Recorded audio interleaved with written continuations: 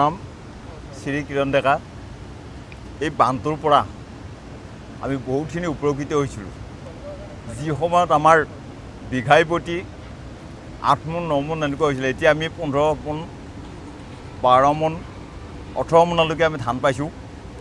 আগতে বড়ো খেতি আমি কৰিব পৰা নাছিলোঁ, এই বছৰ আমি বড়ো খেতি কৰিলোঁ, তাৰ পৰা আমি যথেষ্ট উপকৃত হৈছোঁ ৰাইজ।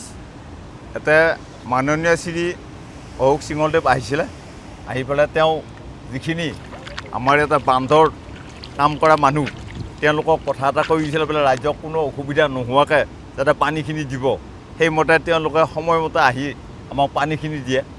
সেইটো লৈ আমি উপকৃত হৈছোঁ।